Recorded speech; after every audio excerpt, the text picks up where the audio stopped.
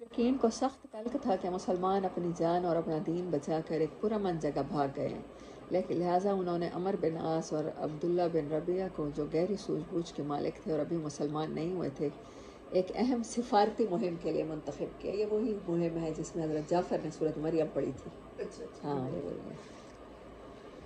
اور ان دونوں کو نجاشی اور بطریقوں کی خدمت میں پیش کرنے کے لیے، جو پادری تھے، اس کے بہترین تحفے اور ہدیے دے کر حبش روانہ کیا۔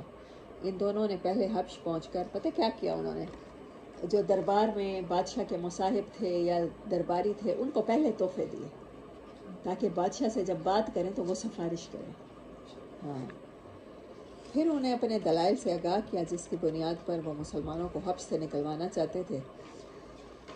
جب بطریقوں نے اس بات پر اتفاق کر لیا کہ وہ نجاشی کو مسلمانوں کے نکال دینے کا مشورہ دیں گے، تو یہ دونوں نجاشی کے حضور حاضر ہوئے اور تحفے پیش کر کے اپنا مدعا یوں عرض کیا: اے بادشاہ، آپ کے ملک میں ہمارے کچھ ناسمجھ نوجوان بھاگ آئے ہیں۔ طریقہ دیکھیں نا بات کرنے کا، ناسمجھ نوجوان بھاگ آئے ہیں۔ بادشاہ کو پہلے تحفے دیے، پہلے اس کے درباریوں کو دیے۔ انہوں نے کہا جب بادشاہ سے بات کرو گے نا، وعدہ کر لیا ہم تمہاری سفارش کریں گے۔ گراؤنڈ بنایا، پہلے پوری سازش کی ہے، پروپیگنڈا کیا ہے۔ اور بات کرنے کا طریقہ دیکھیں کیسے ہے۔ انہوں نے اپنی قوم کا دین چھوڑ دیا ہے، لیکن آپ کے دین میں بھی داخل نہیں ہوئے۔ بادشاہ کو ان کے اوپر بھڑکا رہے ہیں نا، بھئی چلیں ہمارا دین تو چھوڑ دیا تھا، عیسائی ہو جاتے، آپ پھر ان کو بنا دیتے۔ آپ کا دین بھی نہیں، کوئی نئی باتیں کرنے لگ گئے ہیں، بلکہ ایک نیا دین ایجاد کیا ہے جسے نہ ہم جانتے ہیں نہ آپ۔ اس کو بھی اپنے ساتھ ملوث کر لیا نا، تیرے اوپر بھی ظلم کیا دنیا میں۔ آپ انہیں ان کے پاس واپس بھیج دیں۔ اچھا، ہمیں آپ کی خدمت میں ان کے والدین، چچاؤں اور قبیلے کے مائدین نے بھیجا ہے۔ اب بڑوں کو یہ ہوتے ہے کہ اگر والدین کہہ رہے ہیں کوئی بات تو وہ ٹھیک ہوگی، ان کے خاندان والے کہہ رہے ہیں، انہوں نے خام خواہ تو نہیں بھیجا ہوگا۔ مقصد یہ ہے کہ آپ انہیں ان کے پاس واپس بھیج دیں، کیونکہ وہ لوگ ان پر کڑی نگاہ رکھتے ہیں اور ان کی خامی اور عتاب کے اسباب کو بہتر طور پہ سمجھتے ہیں، یعنی وہ ان کی خامی دور کر لیں گے۔ آپ یہ دیکھیں کہ اسکول اور کالجوں میں جب تک پیرنٹس نہیں لینے آتے، بہت سی جگہوں پر یہ رواج ہے، بچوں کو نہیں بھیجتے نا، کیونکہ ہم پیرنٹس پر اعتماد کرتے ہیں۔ اب اگر باہر کوئی کہے گا کہ اس کے والد لینے آئے کھڑے ہیں یا والدہ لینے آئے کھڑے ہیں تو وہ حوالے کر دے گا نا۔ انہوں نے نجاشی سے وہی بات کیا کہ ان کے والدین بڑے ان پر نگاہ رکھ رہے ہیں، وہ خود بخود انہیں ٹھیک کر لیں گے، وہ ان کے زیر علاج ہیں۔ اب بچے کو ٹھیک کرنا ہے تو پھر اس کو واپس آپ بھیج دیں، مکمل قائل کرنے کی بات۔ ہاں،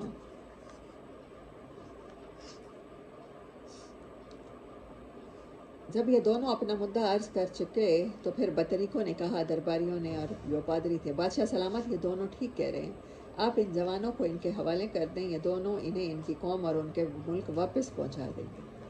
اب سارے درباری بھی کہہ رہے ہیں، تو نجاشی کو یہ تقریر اتنی خوبصورت ہے کہ کوئی بھی امپریس ہو جائے کہ واقعی کسی کے بچے اگر وہ پریشان ہے اپنے بچوں کے لیے، والدین سے بڑھ کر تو دوست نہیں ہے، اسے واپس بھیجنا چاہیے۔ درباری بھی سارے کہہ رہے ہیں، اکیلا بادشاہ رہ گئے۔ لیکن نجاشی نے سوچا اس قصے کو گہری نگاہ سے کنگھالنا چاہیے، چنانچہ اس نے مسلمانوں کو بلا بھیجا۔ مسلمان یہ تہیہ کر کے اس کے دربار میں آئے کہ ہم سچ بولیں گے، خواہ نتیجہ کچھ بھی ہو۔ کہتے ہیں کہ پہلے جب مسلمانوں کو بلا بھیجا نا، ان کو پتہ چل گیا کہ اب ہماری شکایت لگی ہے اور شاید ہمیں بادشاہ نکال دے۔ پہلے مشورہ کیا کہ کیا کہیں، جھوٹ بول دیں کہ ہم مسلمان نہیں ہوئے، یا کیا کہیں، یا کہہ دیں ہم عیسائیت پر اعتبار رکھتے ہیں۔ لیکن پھر آخر میں ساری میٹنگ کے بعد یہی فیصلہ کیا کہ سچ بولیں گے، نتیجے میں چاہے نکالتا ہے نہ نکالتا ہے، زیادہ سے زیادہ بادشاہ کیا کرے گا، ہمیں واپس بھیج دے گا، نکال دے، کوئی بات نہیں۔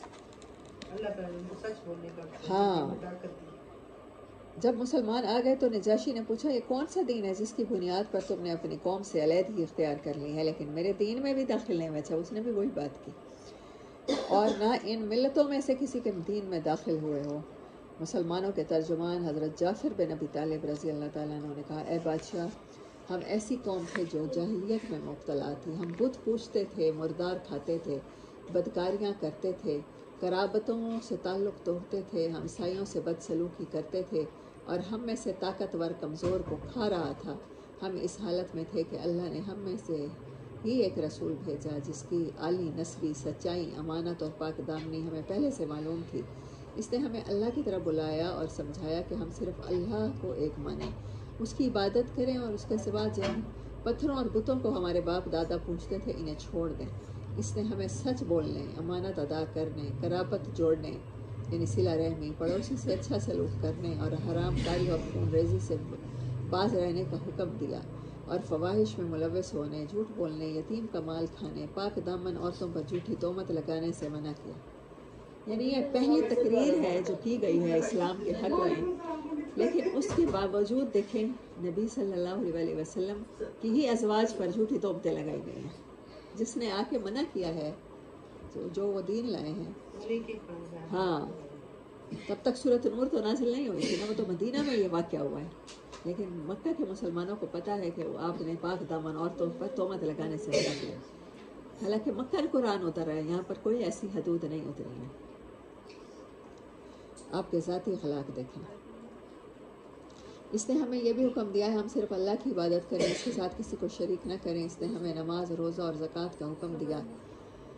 اس طرح حضرت جعفر نے اسلام کے کام گنائے، پھر کہا ہم نے اس پیغمبر کو سچا مانا، اس پر ایمان لائے اور اس کے لائے ہوئے دین کی پیروی کی ہے، اور جن باتوں کو ان پیغمبر علیہ السلام نے حرام بتایا انہیں حرام مانا، جن کو حلال بتایا انہیں حلال جانا۔ اس پر ہماری قوم ہم سے بگڑ گئی، اس نے ہم پر ظلم و ستم کیا اور ہمیں ہمارے دین سے پھیرنے کے لیے فتنے اور سزاؤں سے دوچار کیا، تاکہ ہم اللہ کی عبادت چھوڑ کر بت پرستی کی طرف پلٹ جائیں اور جن گندی چیزوں کو حلال سمجھتے تھے انہیں پھر حلال سمجھنے لگے۔ جب انہوں نے ہم پر بہت ظلم کیا، زمین تنگ کر دی اور ہمارے درمیان اور ہمارے دین کے درمیان رکاوٹ بن کر کھڑے ہو گئے، تو ہم نے آپ کے ملک کی راہ لی اور دوسروں پر آپ کو ترجیح دیتے ہوئے آپ کی پناہ میں رہنا پسند کیا، اور ہمیں امید ہے کہ اے بادشاہ آپ کے پاس ہم پر ظلم نہیں کیا جائے گا۔ نجاشی نے کہا وہ پیغمبر جو کچھ لائے ہیں اس میں کچھ تمہارے پاس ہے؟ حضرت جعفر نے کہا ہاں۔ نجاشی نے کہا ذرا مجھے بھی پڑھ کر سناؤ۔ حضرت جعفر نے سورۃ مریم کی ابتدائی آیات تلاوت فرمائی۔ نجاشی اس قدر رویا کہ اس کی داڑھی تر ہو گئی۔ اس کے تمام جو درباری تھے اور جو پادری بیٹھے تھے وہ حضرت جعفر کی تلاوت سن کر اس قدر روئے کہ ان کے صحیفے تر ہو گئے۔ پھر نجاشی نے، یہاں پر نہیں لکھا ہوا، میں آپ کو بتاتی ہوں، اس نے زمین سے ایک تنکا اٹھایا تھا، ایک تنکا اٹھا کے کہا یہ کلام اور وہ کلام جو حضرت عیسیٰ علیہ السلام لے کر آئے تھے دونوں ہی ایک ہی شمعدان سے نکلے ہوئے ہیں، اور اس نے کہا کہ اس میں اور آپ جو کلام لائے ہیں جو ہمارے پاس بائبل ہے اس میں ایک تنکے کے برابر بھی فرق نہیں ہے۔ اس کے بعد نجاشی نے عمر بن عاص اور عبداللہ بن ربیعہ کو مخاطب کر کے کہا کہ تم دونوں چلے جاؤ، میں ان لوگوں کو تمہارے حوالے نہیں کر سکتا اور یہاں نہ ان کے خلاف کوئی چال چلی جا سکتی ہے۔ اب وہاں اس ملک میں تو نجاشی کے، کیونکہ وہ کسٹوڈی میں تھے، کسٹڈی میں، تو وہ اس کو کچھ تکلیف بھی مسلمانوں کو نہیں دے سکتے تھے۔ اس حکم پر وہ دونوں وہاں سے نکل گئے، لیکن پھر عمر بن عاص نے عبداللہ بن ربیعہ سے کہا خدا کی قسم کل ان کے متعلق ایسی بات لاؤں گا کہ ان کی جڑ کاٹ کر رکھ دوں گا۔ عبداللہ بن ربیعہ نے کہا نہیں، ایسا نہ کرنا، ان لوگوں نے اگرچہ ہمارے خلاف کیا ہے لیکن ہیں ہمارے بہرحال اپنے ہی کنبے قبیلے کے لوگ۔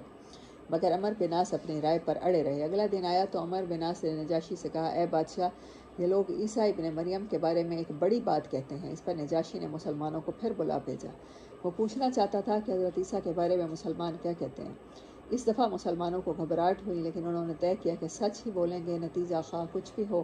چنانچہ جب نجاشی کے دربار میں مسلمان پہنچے اور اس نے سوال کیا تو حضرت جعفر نے فرمایا ہم عیسیٰ علیہ السلام کے بارے میں وہی بات کہتے ہیں جو ہمارے نبی صلی اللہ علیہ وسلم لے کر آئے ہیں، یعنی کہ حضرت عیسیٰ اللہ کے بندے اور اس کے رسول اور اس کی روح اور اس کا کلمہ ہے، جسے اللہ نے کماری پاک دامن حضرت مریم علیہ السلام کی طرف القاء کیا تھا۔ اس پر نجاشی نے زمین سے ایک تنکا اٹھایا اور بولا خدا کی قسم جو کچھ تم نے کہا ہے حضرت عیسیٰ اس سے ایک تن کے برابر بھی بڑھ کر نہ تھے۔ اس پر بطریقوں نے ہوں کی آواز لگائی۔ نجاشی نے کہا اگرچہ تم لوگ ہوں کہو۔ اس کے بعد نجاشی نے مسلمانوں سے کہا جاؤ تم لوگ میرے ملک میں امن و امان سے رہو، جو تمہیں گالی دے گا اس پر تاوان لگایا جائے گا۔ مجھے گوارا نہیں تم میں سے کسی آدمی کو ستاؤں اور اس کے بدلے مجھے سونے کا پہاڑ مل جائے۔ اس کے بعد اس نے اپنے حاشیہ نشینوں سے مخاطب ہو کر کہا ان دونوں کو ان کے ہدیے واپس کر دو، مجھے ان کی ضرورت نہیں۔ خدا کی قسم اللہ تعالیٰ نے جب مجھے میرا ملک واپس کیا تھا تو مجھ سے کوئی رشوت نہیں لی تھی کہ میں اس کی راہ میں رشوت لوں۔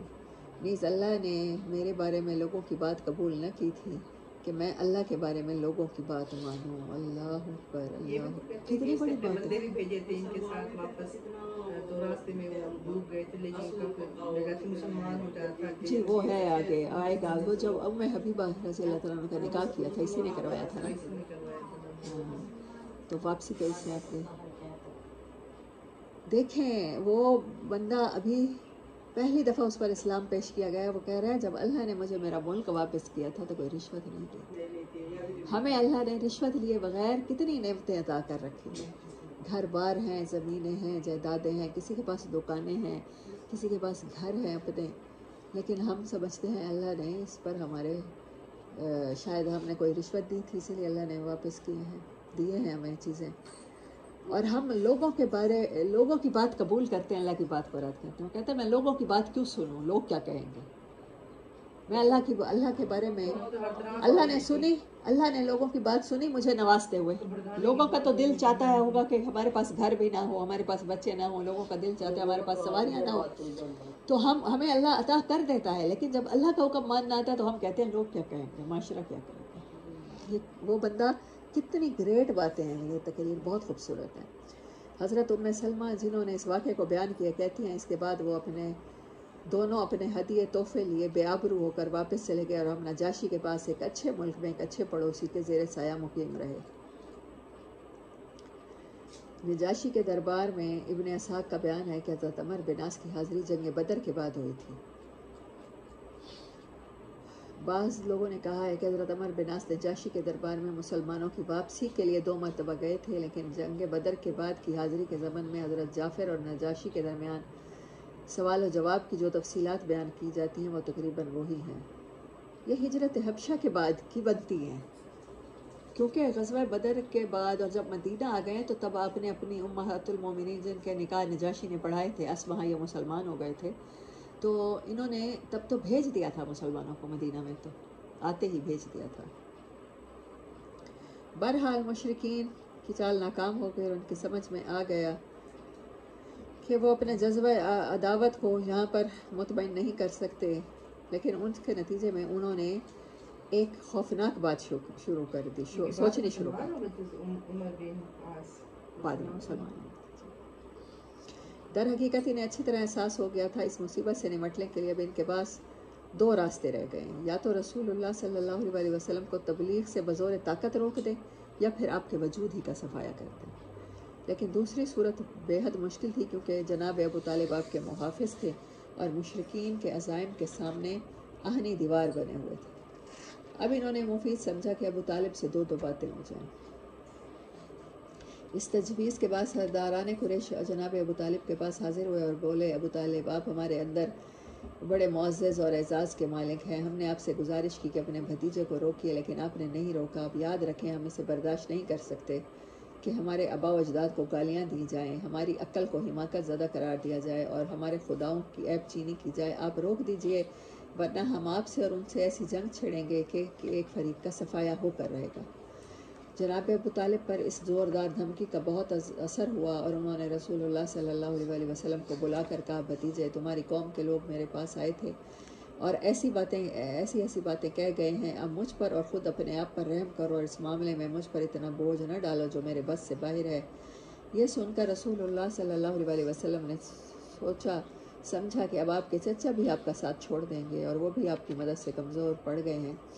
اس لیے فرمایا چچا جان خدا کی قسم اگر یہ لوگ میرے دائیں ہاتھ میں سورج اور بائیں ہاتھ میں چاند رکھ دیں کہ میں اس کام کو اس حد تک پہنچائے بغیر چھوڑ دوں کہ یا تو اللہ اسے غالب کر دے یا میں اسی راہ میں فنا ہو جاؤں تو میں نہیں چھوڑ سکتا. اللہ کے دین کے لیے اتنی کوشش کرنی ہے، یا تو اللہ کا دین غالب ہو جائے یا اسی راہ میں کوشش کرتے کرتے ہماری جان چلی جائے.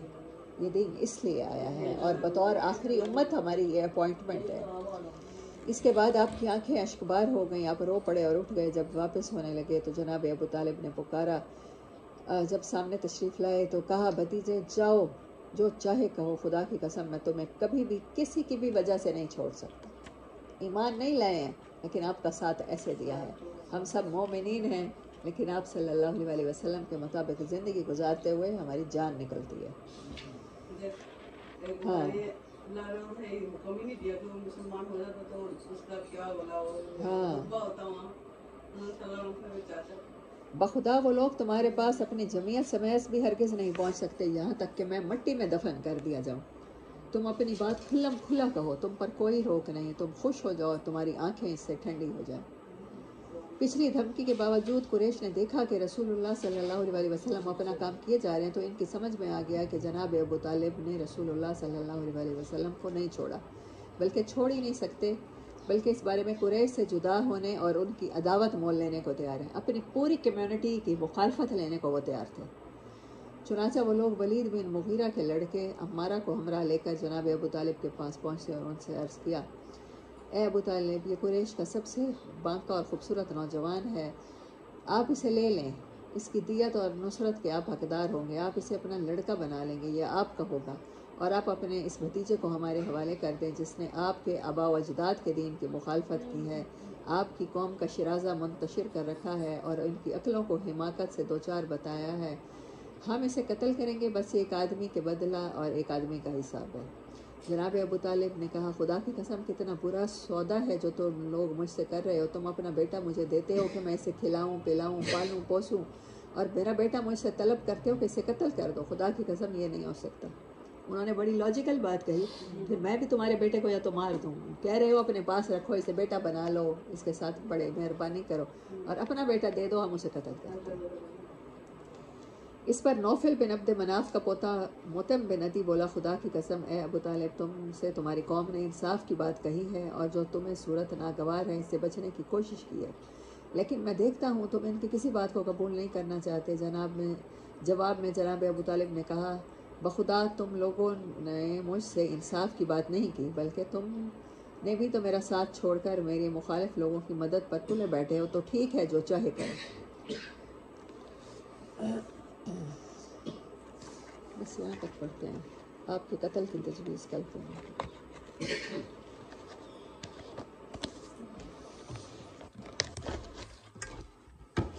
حضرت ابراہیم علیہ السلام کے ساتھ ہم کمپیریزن دیکھ رہے تھے. کل میں نے جو صورتیں لکھوائی تھیں, سورۃ انبیاء, سورۃ توبہ, سورۃ مریم, سورہ انعام, سورہ حامیم سجدہ, سورہ عنکبوت, سورہ شعراء, سورہ صافات, اس کے علاوہ سورۃ بقرہ اور سورۃ آل عمران میں بھی حضرت ابراہیم کا ذکر ہے.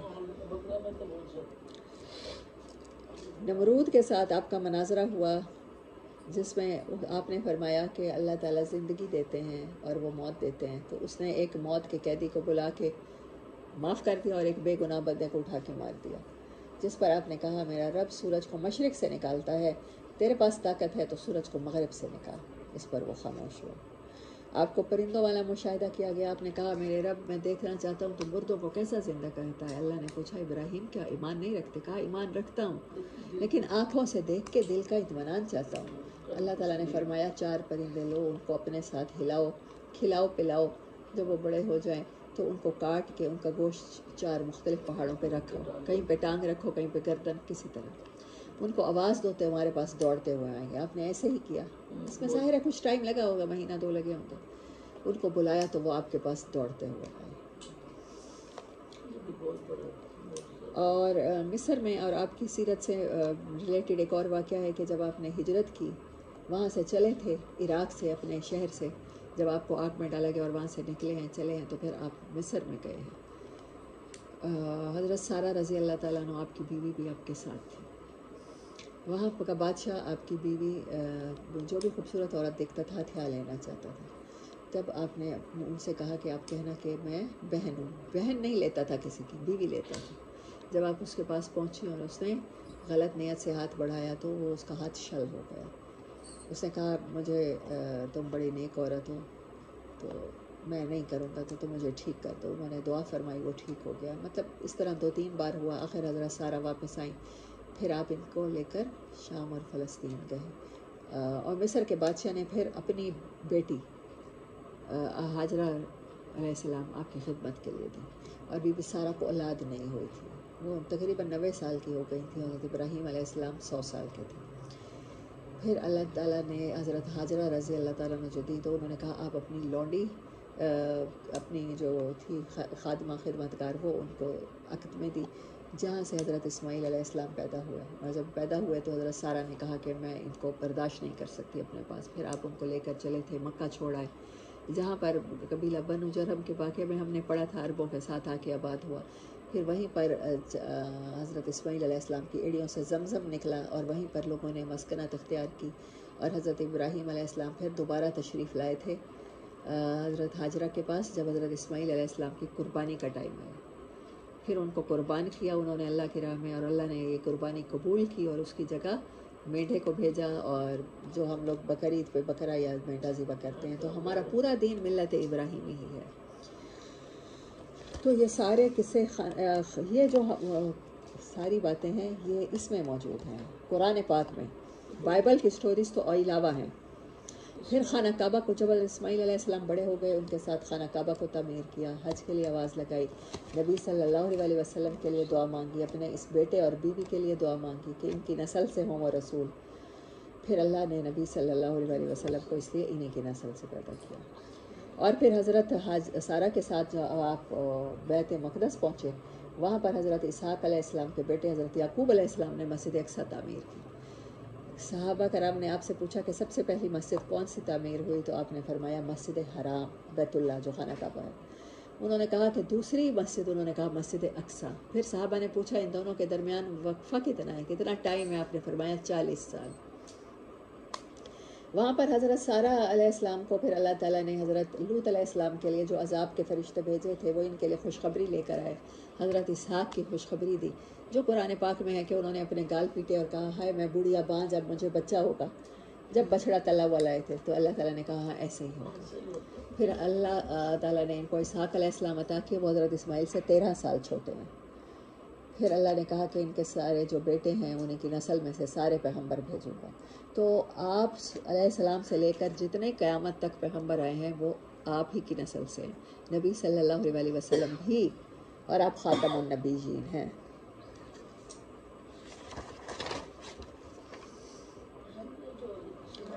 آج جو میں نے نوٹ کیے ہیں ان کے بعد تمام انبیاء جو ہیں علیہ السلام انہی کی نسل سے ہوئے، اور نبی صلی اللہ علیہ وسلم بھی انہی کی نسل سے ہیں، اور یہ انہی کی ملت پر ہمارا دین ہے، اور نبی صلی اللہ علیہ وسلم بھی اینڈ آف ٹائم تک کے لیے رسول ہیں، یعنی آپ کے بعد اور کوئی نئی شریعت نہیں آئے گی، آپ کی امت گواہ ہوگی، اور آپ کی بات تمام دنیا کے لیے ہے، دنیا کے تمام انسانوں کے لیے ہے۔ ان کے بیٹے تھے، آپ کے بیٹے نہیں تھے۔ مہمان نوازی، نبی صلی اللہ علیہ وسلم میں بھی بہت مہمان نوازی تھی، آپ نے اکثر مہمان نوازی کے لیے قرض لیا۔